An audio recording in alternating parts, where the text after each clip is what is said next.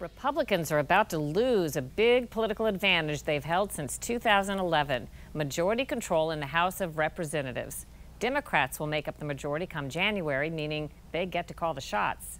We checked in with one Democrat Party leader, Eric Swalwell, to ask how they'll get along with a Republican Senate and President.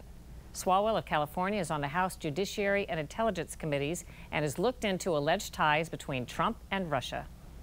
Are you for impeaching the president? Are you one of those members that is saying we're going to push forward on that? I'm for, investigating alarming conduct. And if there is an airtight case to be made and bipartisan buy-in, and a red line's been crossed, we need to tell the American people why impeachment is the remedy. But I see it as an extraordinary remedy that we should proceed with caution and make sure that the American people understand, why we would do that. Right now, we're not there yet.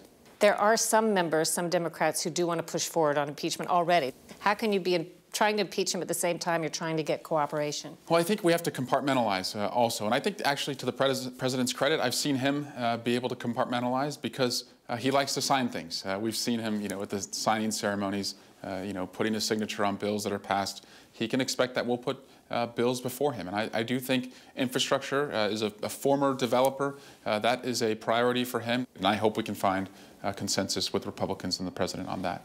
There are some Democrats, as you know, who have advocated for, I guess, what they call open borders, meaning I think anybody who would want to start a caravan and come across the southern border is allowed in. What's your position on how that adds to the dialogue or the challenge here? Yeah, I'm for a secure border, but to make sure that we understand the root cause of why caravans come here. They're not coming here maliciously or to try and take something that we have.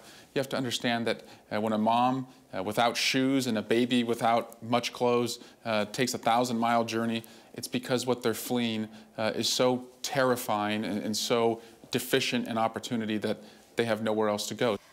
I will just say, for the benefit of the doubt, probably most people are as you described, but we know for a fact some are not. And it's hard to know when we're not screening them properly. Isn't that a challenge? Yeah, well, I think anyone who comes into our country, yes, of course, whether it's on a visa or, they're visiting family members, of course we want to make sure they're screened.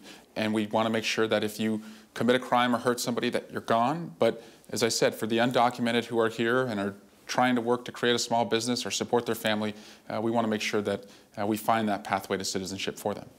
On the Russia investigation and the investigation into President Trump's alleged Russia ties, what are your conclusions so far?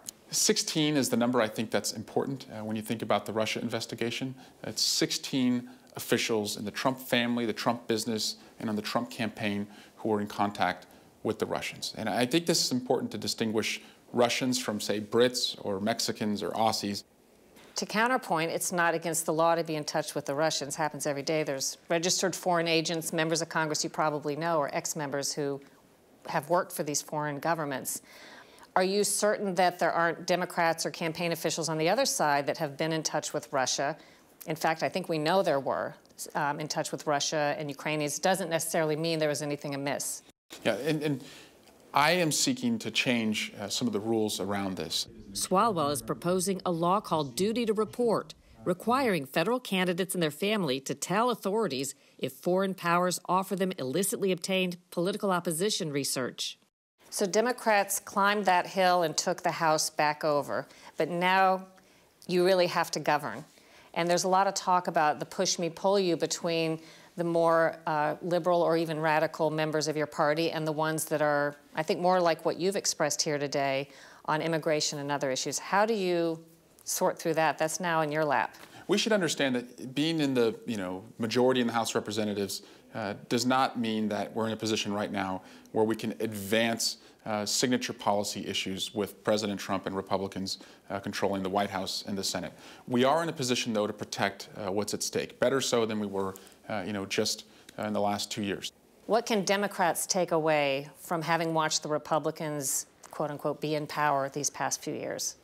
We should seek to unite where we can. Unity has always been the strength of the Democratic Party, and we've seen in the last couple years that the Republicans have been at war with themselves, and they have the White House, the Senate, and the House, and here we are just days away from a government shutdown. And people ask, how could you control all three and not be able to sort out a budget among yourselves. I hope we remember our job in the next 2 years is to protect what's at stake, and that if we win the House again, and if we win the Senate and the White House, then we can advance the issues we care about.